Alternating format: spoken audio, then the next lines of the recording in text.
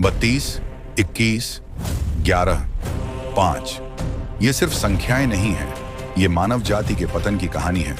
गरुड़ पुराण के अनुसार कलयुग के अंत तक मनुष्य मात्र 1 फुट का रह जाएगा और उसकी आयु होगी सिर्फ 20 वर्ष। क्या हम उसी भविष्य की ओर बढ़ रहे हैं? गरुड़ पुराण के अनुसार जब भगवान ने सृष्टि की रचना की तब समय को 4 युगों में विभाजित किया गया। सतयुग, त्रेता युग, द्वापर युग और कलयुग। हर युग में मानव की आयु, शक्ति, कद और धर्म पालन की स्थिति अलग अलग निर्धारित की गई। सबसे पहला युग था सतयुग, जिसे सत्य, तप और धर्म का युग कहा गया है। शास्त्रों के अनुसार इस युग में मनुष्य की औसत लंबाई लगभग 32 फीट होती थी और उसकी आयु 1 लाख वर्षों तक मानी जाती थी। मानव अत्यंत तेजस्वी, बलशाली और दिव्य गुणों से युक्त था। इसी काल में भगवान ने मत्स्य, कूर्म, वराह और नरसिंह जैसे अद्भुत अवतार धारण किए। समुद्र मंथन जैसी महान घटना भी इसी युग में हुई, जब सृष्टि की रक्षा के लिए भगवान शिव ने विष का पान कर नीलकंठ स्वरूप धारण किया।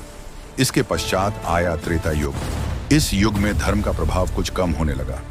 मनुष्य की लंबाई घटकर लगभग 21 फीट रह गई और आयु घटकर 10,000 वर्षों तक सीमित हो गई।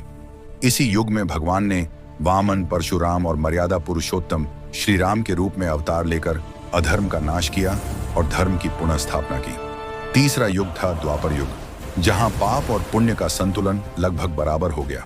मनुष्य की लंबाई घटकर लगभग 11 फीट रह गई और आयु सिमटकर लगभग 1000 वर्ष रह गई। इसी युग में भगवान श्री कृष्ण और बलराम ने धरती पर अवतार लिया।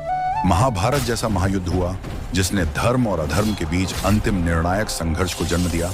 और अब चल रहा है कलयुग, जिसे अधर्म, भ्रम और नैतिक पतन का युग माना जाता है।